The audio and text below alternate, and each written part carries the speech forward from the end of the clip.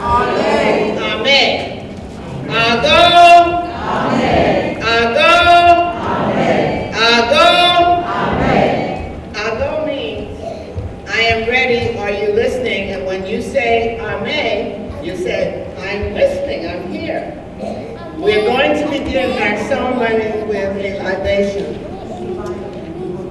During celebrations of Black culture, many of us often do libations in memory of our ancestors.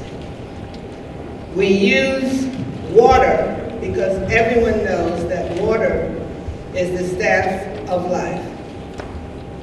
Joe, you ready? Because you were here, we are here. Because we are here, you are here. We hope to make you proud.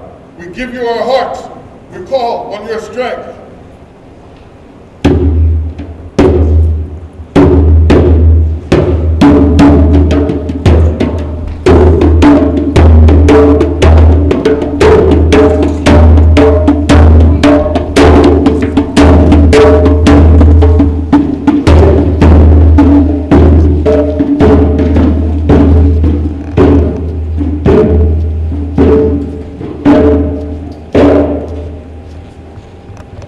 Thank you.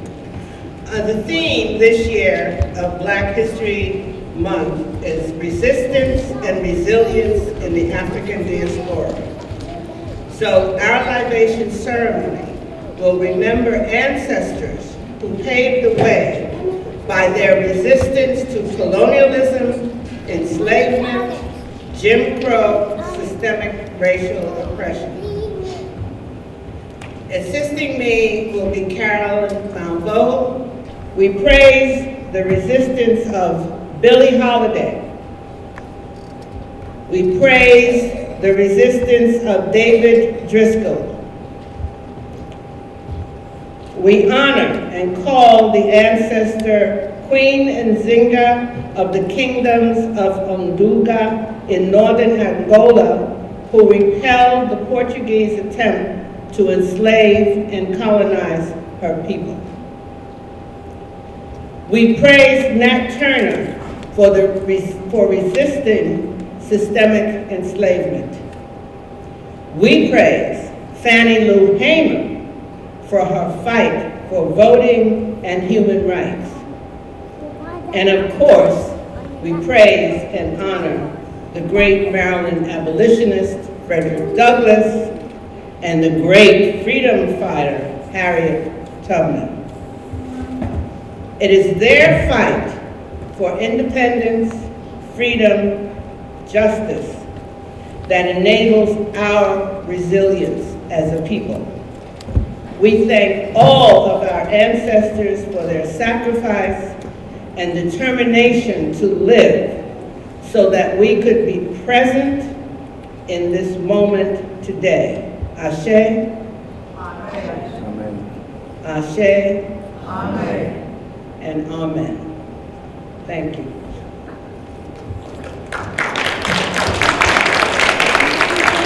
Thank you, Carol. And now we're going to sing 2 stanzas of Lift Every Voice by James Weldon Johnson, and we will be led by Sarita Rosado Brown, my daughter.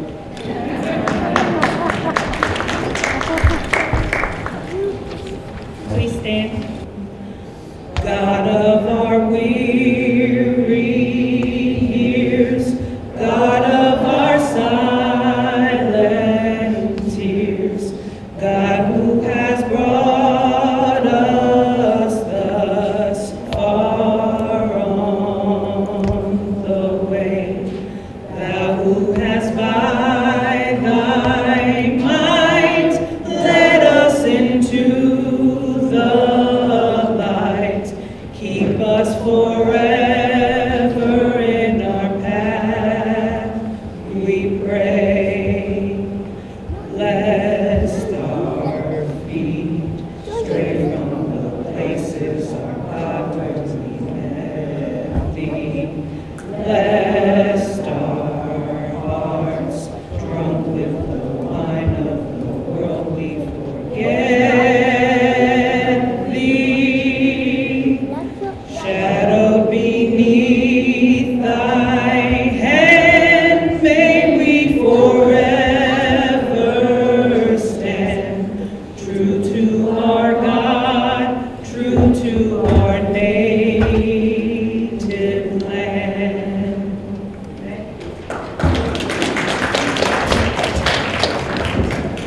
Nana Malaya, did you want to say anything about the dance?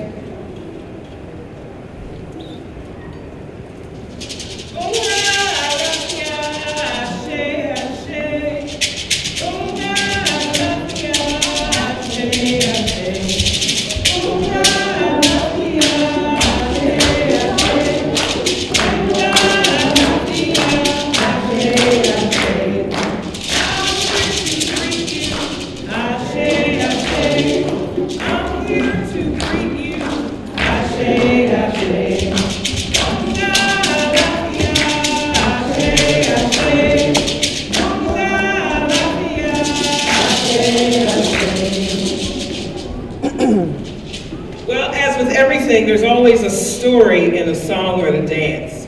And this dance is one to greet you. So when I say jumbo to you, you say jumbo back to me. Jumbo! Jumbo! If I say alafia to you, you say alafia back to me. Alafia. If I say wahuntasen, that's a lot. When you say wahuntasen back to me. Wahuntasen. If I say yo to you, you say yo back to me. I want everybody to take their hands and say, from our hearts, with open arms, we welcome you. And we'll be welcoming the children as they come in. And we'll be taking our arms up to the sky. We want to be grateful for the sun, the moon, the stars, the rain, and even the snow. We want to reach our arms down to the ground that we play upon, pray upon. And I remind the children that, like McDonald's French fries, those potatoes first have to come from the ground. So we want to be grateful for our friends and our families. So you'll see gestures to the side. So feel free, and we'll encourage you all to join us as we continue. All right? Funga lafia she ashe.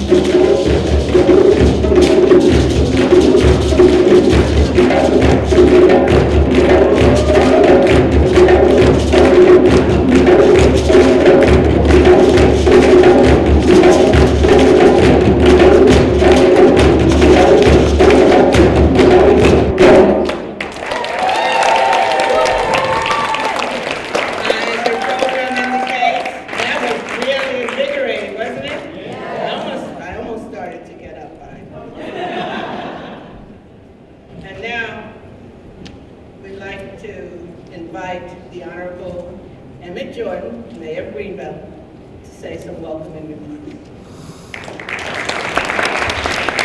How about another quick round of applause? So, on behalf of the Greenbelt City Council, I bring you greetings. Mayor Pro Tem Kristen Weaver is here with us today, and the other members of the Greenbelt City Council also send their greetings and salutations. You know, this is such a special time of the year, and thinking back, this is the 5th annual program, Black History Month program, sponsored by the City of Greenbelt and by the Greenbelt African American History and Culture Committee. So, you know, as we reflect upon past years, the past, and upon the future, you know, it's time to take stock and to look around at the beautiful things that we have here in the City of Greenbelt. And of course, I'd be remiss if I didn't share the Greenbelt Community Pledge, which, you know, the strength of Greenbelt is diverse people living together in a spirit of cooperation. We celebrate all people by sharing together, all are enriched. So on behalf of the City Council, I'd like to thank the committee for all the work that they do. I'd like to acknowledge the Recreation Department for helping to set up and organizing the program. Especially want to thank all of the performers and folks that are sharing their gifts and their talents with us today. It's a powerful thing, and we have so many incredible people living in this community and all around us. So I'd like to really acknowledge and thank them. And most of all, I'd like to thank each and every one of you for coming out today. I'd be very, very remiss if I did not acknowledge and recognize our delegate, Nicole Williams. Delegate Williams, would you like to say anything? Delegate Williams, why don't you come on up?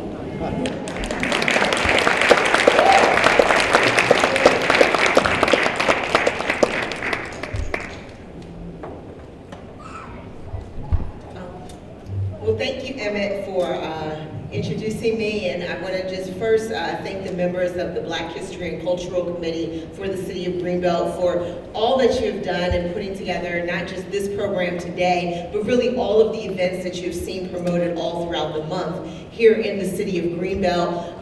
Again, thank you to the Recreation Department here in the City of Greenbelt. I see Gate is in the back there recording today's event for those who aren't able to make it or you just want to watch it a little later on. So thank you all so much. In your program, it says Senator Washington. As you probably figured out, I'm not Senator Washington. Unfortunately, he wasn't able to be here today, and so I do bring greetings on behalf of the entire 22nd District delegation with Senator Washington, myself, Delegate Ann Healy, and soon to be sworn in Delegate Ashanti Martinez. And so it's just really an honor for myself to be here. This is an event that, you know, I always look forward to, is very near and dear to my heart. And as Dr. Rosado said earlier, you know, today is about celebrating our resiliency as a people. And when I think about that, it causes me to think about just how far that we've come as a people, but also how much more we also still have to do. And so, you know, we are here today because of the great accomplishments of folks like Martin Luther King Jr. and Harriet Tubman and Frederick Douglass, and the words that they have imparted when they were here and have encouraged us to continue to move further along, continuing to fight for what we know is injustice, to continue to push for the things that we know we still need to push for, and to work towards a better community and a better future for everyone, for all Americans, not just Black Americans. But as we're here to celebrate Black History Month, you know, we do need to remember just the accomplishments that lots of African Americans have made to our great society, and that this celebration doesn't stop simply today, but continues on 365 days out of the year, that we continue to remind ourselves how much African Americans have contributed to the American culture and the American fabric. So thank you so much to the committee for putting this wonderful event on, and thank you for having me today.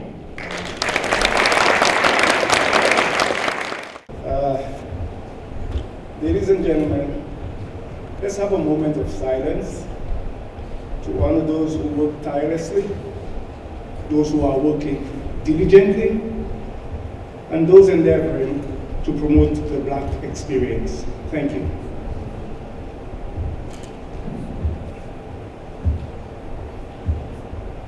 Thank you, everybody. I'm going to be presenting my latest book, Emancipation Anticipation. Thank you. I've been waiting all my life, all my learning, all my understanding, waiting for liberation. Personal, absolute, real, imperfect, deficient, I still await. Learned about the abolition after centuries of atrocities, of deprivation and degradation. In 1834, the English conscience awoke. Deprived, denied, we're still patient. A young nation, disemboweled in itself, bloody and messy, from 1861 to 1865, recalcitrant to the cries of liberty, attempting to define humanity. Segregated, disenfranchised, we're still enduring. Boldly suffering the Industrial Revolution, the American Civil War, World Wars I and II, yet awaiting an invitation to the digital revolution. Learning, exemplifying, we're still accomplishing. Emancipation, are you surreal or imaginary or an accommodation? If not, then pour out your spirit, saturate the tapestry of our time, and flood our collective souls. Together, we'll aspire, together, we'll achieve an amalgamation of humankind, transcending race, color, creed. Thank you.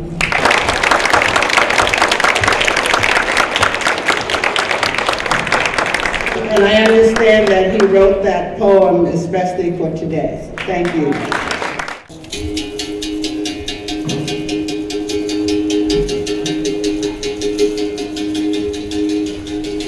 This is Mestre Sedem Simon.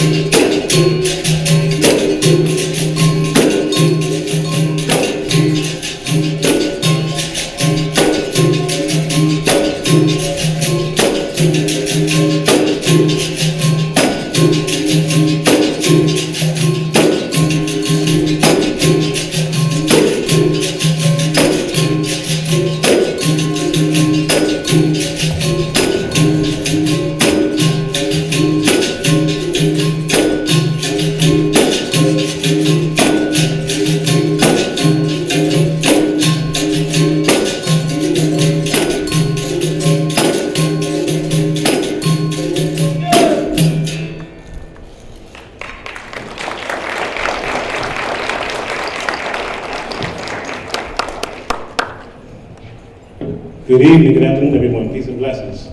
My name is Meshe Sandibu of the International Capoeira Angola Foundation. Today, I'm not sure how many of you are familiar with Capoeira Angola. Who's heard that before? Ooh, all right. We've got quite a few here today. Capoeira Angola. So, I've been with Capoeira Angola almost 30 years, for a long time. Capoeira Angola, for those who are not aware, comes from the Afro-Brazilian culture out of Brazil.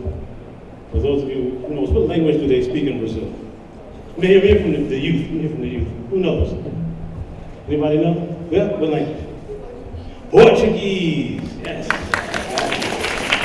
Portuguese. So enslaved Africans were brought from different parts of Africa, including some parts of West Africa, Benin, and obviously Angola, in the southern region, to Brazil. And with them, they brought different cultures, and part of that, one of those cultures is Capoeira Angola. There's other stuff in Brazil called samba, people wear carnival and stuff like that. So, in part of Capoeira Angola, at one point, it was actually illegal to practice Capoeira Angola in Brazil. You would be put in jail, or much worse in some cases. But it was practiced in secret for a long time. It was used by enslaved Africans to, one of them would run away from plantations and go into the mountains and create what's called quilombos, or free states. And they were, oftentimes the owners of the plantations would send war parties to try to get rid of the free states. And they would use Capoeira Angola, which was an Afro-Brazilian martial art, to actually defend themselves from those war parties. And they lasted for many, many years free away. Unlike the United States, which didn't really have that going on, but they were very difficult areas to get to, and they would thrive and live there for many, many, many years. So, as a part of Capoeira Angola, we use a number of instruments, and we use songs, call and response songs. First, let me start off with this instrument. Who knows what the name of this is? Anybody? Go ahead. How you say it? Yes, berimbau. Berimbau, that's the name of this instrument. Berimbau means instrument of meditation. It's because of the sound, very, very soft vibration, okay? Berimbau is instrument of meditation. And we also use pandeiro, also known as a tambourine, the agogo, the two-tone bell. We use two other smaller berimbaus. We also use some other instruments we don't have, atabaki, or the drum, and hepo or whip-whack, you might find in the South. So, as a part of the music, we actually do call and response songs. Many of the songs are in the language of Portuguese, and there are some African words mixed in. However, I'm going to go ahead and teach you guys a song today. Everybody ready? So, let's start off with one basic song. okay? It's called OCC, Oh Now Now Now, right? So, anybody here speak Spanish or Portuguese? How do you say yes in Spanish or Portuguese? Sim, exactly. And how do you say no? Right? No, now in Portuguese, now, okay? So, the song goes, oh, si, si, si, oh, now, now, now, oh, si, si, si, oh, now, now, now. Okay, so, I'm going to sing the call, and everyone else sing the response, okay? One more time. Oh, si, si, si, oh, now, now, now, oh, just repeat the same thing. Oh, now, now, now. Very good, very good. Okay, one more, okay? This one is called Ola Ila Ila. Ola Ila Ila basically is like saying nothing. It's just saying la la la la la. It's like when you sing a song, you don't remember the words, and you say la la la la. Okay? That's all Ola Ila Ila is, okay? So, we say, it goes like this. Ola Ila Ila. Olele. Ola Ila Ila. Olele. Okay, hold on. I'm not hearing nothing. Listen. One more time. Let's everybody else can pick it up, right? The response is olele. Okay? One more time. Ola Ila Ila. Olele. Ola Ila Ila. Olele. La la ila ila. Olele. La la la la ila ila. Olele. La ila ila. Olele. Right, very good, very good. Okay, one more. All right, this one, right, is called Chi Chi Chi Alo Mande. Chi Chi Chi Alo Mande. Okay, Chi Chi Chi is the sound of the beat of our instrument, right? So, okay, and Luanda. Anybody have heard of the name Luanda? Yes. Where is that? What country? What country is Luanda? Luanda is a capital city of. No, it's a country in Africa. Mm-hmm. Luanda is the capital of Angola. Angola. So Luanda is just basically paying homage to this country and its capital. Okay? So the song goes, Chi Chi Chi Alawande, Alawana, Alawana, Alawande. Chi Chi Chi Alawande, Alawana, Alawana, Alawande. Chi Chi Chi Alawande, Alawana, Alawana, Gabese. Chi Chi Chi Alawande. Very good, very good. Okay, so remember, when we sing these songs, please try to participate, help us bring the energy with us, okay? All right.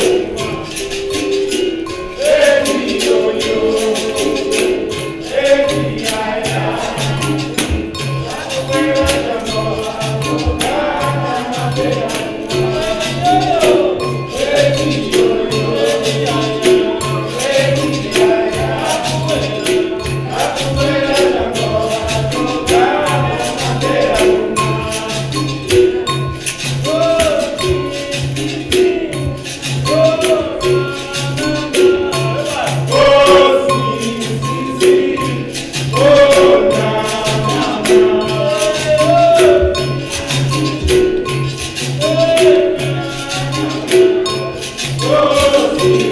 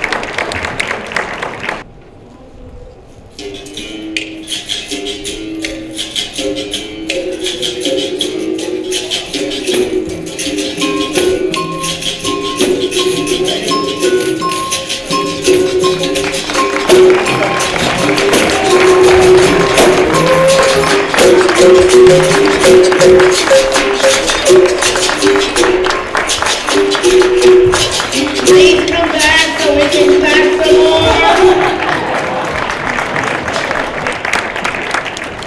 Oh my goodness, I think I would break my back if I tried. And now we're going to have a spoken word presenter, Shani Sese. Now please remember, she was the 2021 PG County Poet Laureate.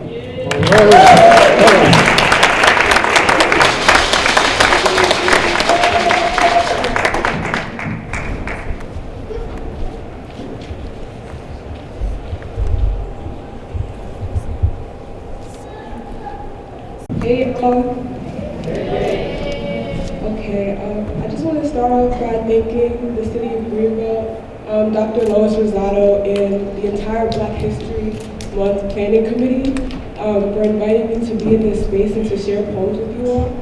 I'm also going to be sharing some work by Lucille Clifton, which is a poet that I really, really admire. So it's really amazing that I just get to be up here and sharing in that work. But I would like to start off with an original poem titled "The Body Is," and it's a poem of center. The body is industrial. The body is rot waiting to happen. The body is vibrating light. It can only itch for a rebirth. The body is temporary. It taught me attachment before I let go. The body is organic, orchestral, with moon tide, blood flow. The body is a home or a temple. Even when you never knew what it meant to worship, divine dancing, purposeful presence, the ability to abandon, the need to float. The body is an instrument. We danced on autopilot before we remembered. Heaven's entertainers. We can only mimic the things above us and wish for the sky to be kind. For a big thing to choose us, vessel, tipping out the divine. Thank you. For the eyes of the children, the last to melt, the last to vaporize. For the lingering eyes of the children, staring. The eyes of the children of Buchenwald, of Vietnam and Johannesburg. For the eyes of the children of Nagasaki. For the eyes of the children of Middle Passage. For Cherokee eyes, Ethiopian eyes, Russian eyes, American eyes.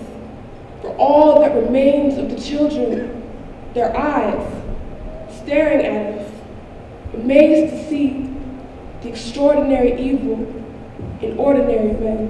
Thank you. Water is the blackest thing I've come to know, see. Black and water go hand in hand and way back to the Middle Passage. Water remembers our ancestors who couldn't bear to have a spirit that wasn't free, so they jumped ship. Shed the body so the souls returned home. You could not keep them in enslavement. And remembers those who could not survive the journey and were thrown overboard because they never bothered but to leave black bodies floating in the water. And maybe there is something in our spirits that's been dying of thirst ever since. Black is water and thirsty for help, but black people always gotta save ourselves because everybody else finds it easy to look the other way and leave us to drown. Black boy drinking a bottle of Hennessy like a magic potion. All his unacceptable emotions are washed down with the liquor and suppressed for a while longer. Water like 1950.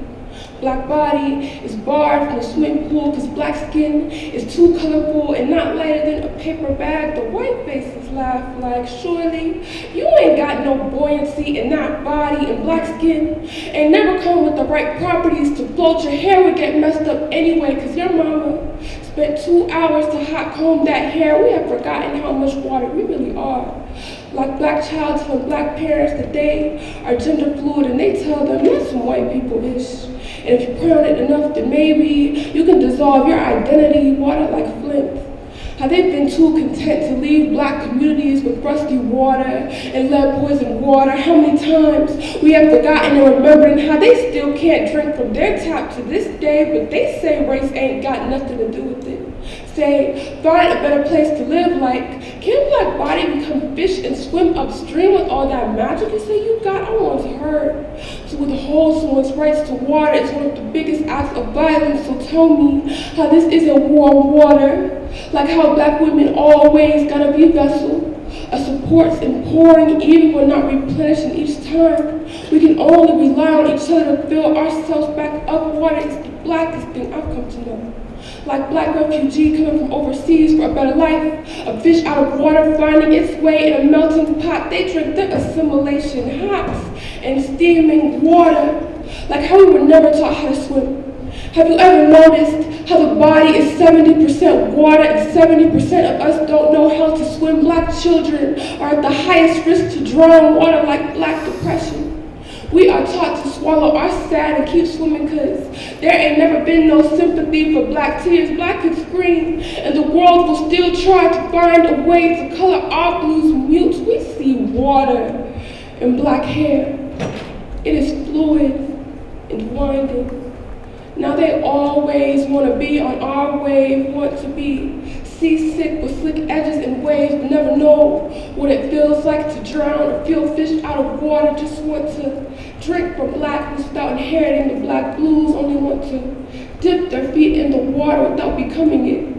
And always quick to abandon before the osmosis creeps in, but they still say it ain't that hard to swim anymore. And if you want to know a magic trick, just say, black people invented water and watch white face turn flesh red with anger because they ain't come with it first. All I have left to ask is, how is it water the blackest thing you've ever heard? Thank you.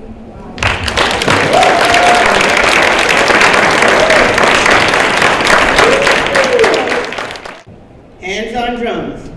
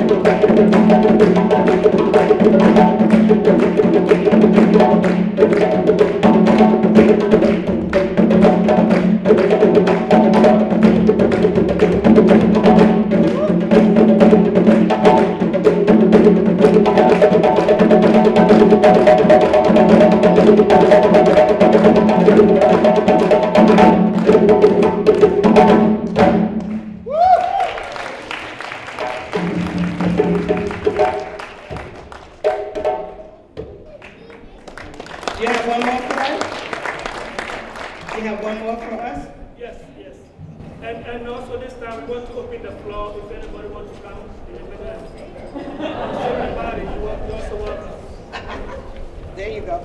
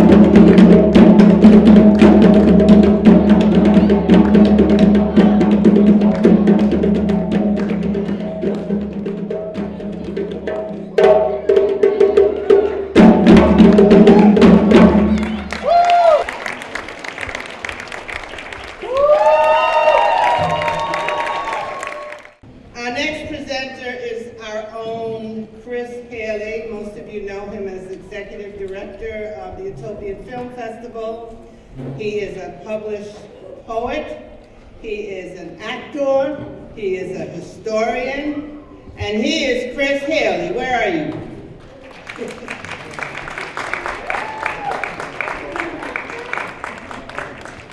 By the way, Chris also has copies of his books on sale if you want to purchase them today.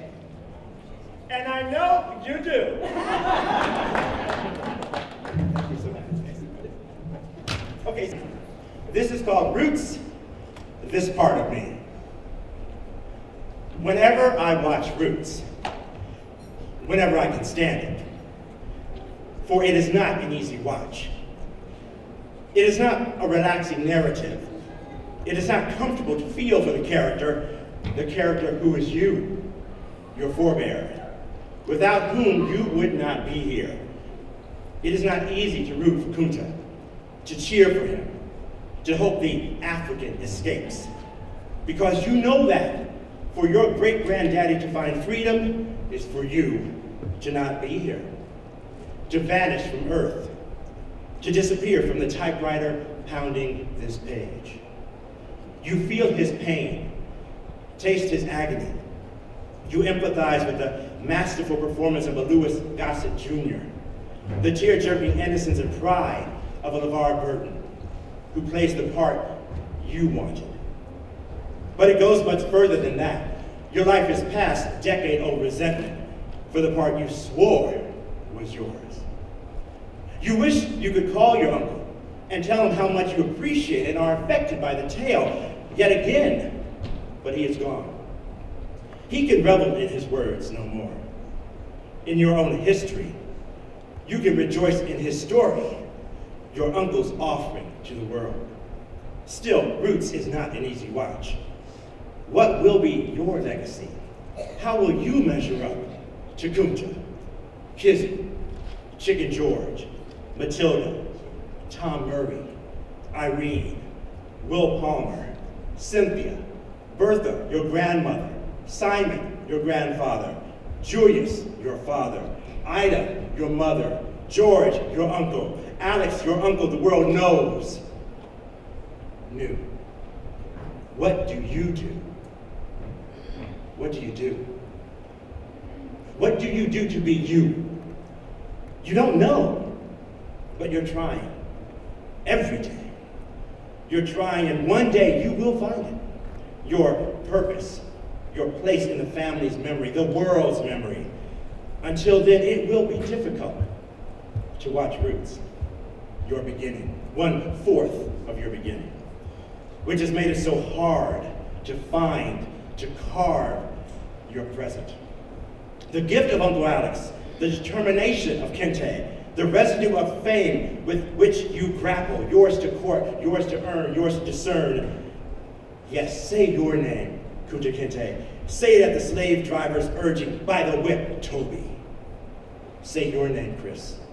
Have others say it, because it is your name, not because it evokes another's. Roots is not an easy watch, but make that hero you. Root for the hero to escape and free the shadow of a line so proud and prominent. Find your track. Be your own driver. Don't let your family stand in the way, but push on resolved that the Mandinka warrior remains so you would know this dilemma, which you could, which you would have no other way. Roots, this part of me.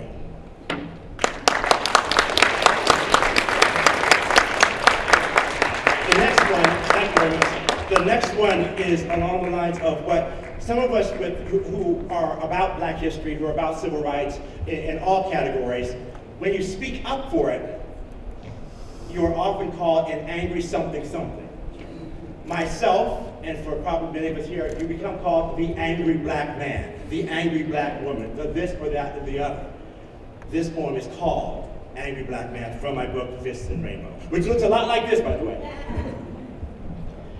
Strip me of my rights, America. Strip me. Equality I'm wrong to seek. Whip me with your words, America. Whip me. You don't want me to speak.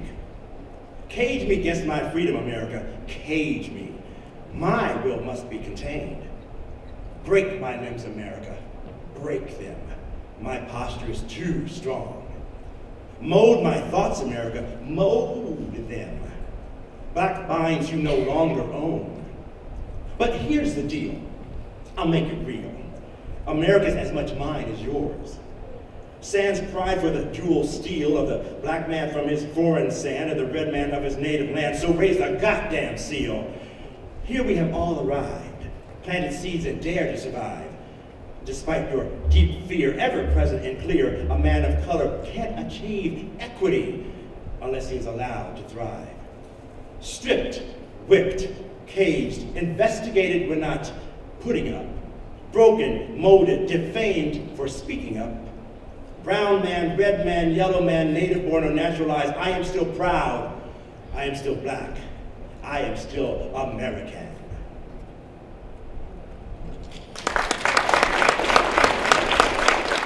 And our last performance is going to be by the Eleanor Roosevelt High School Jazz Quintet, award-winning quintet. This is our own kid.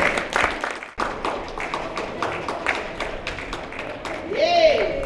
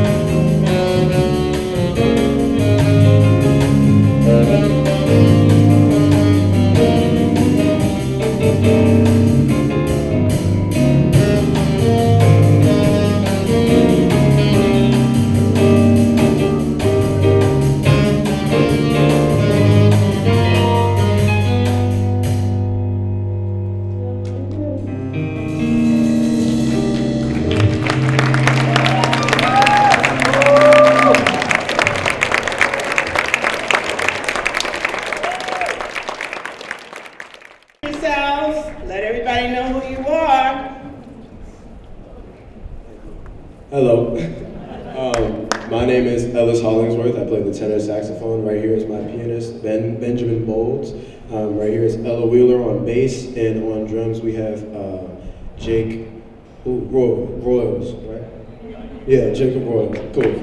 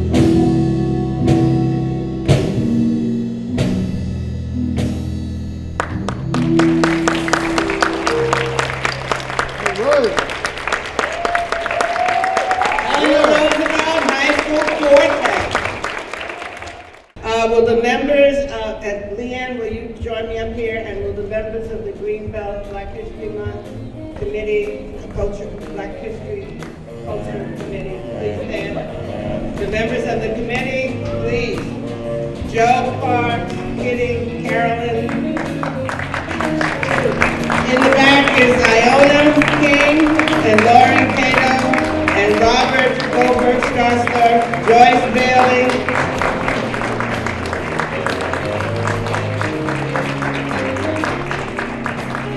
Ladies and gentlemen, without them, we would not have had this program. And I also have to remind you, we have one more person, Shamar Hicks, who's not here, who really put together an extraordinary art exhibition that you can see at the New Deal Cafe and at the Greenbelt Art Center.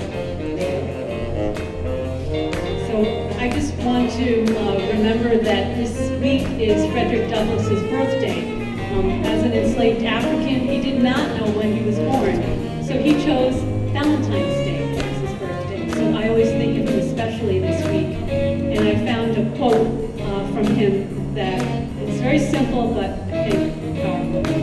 He said, "I would like to unite with anybody who does right and with nobody who does wrong."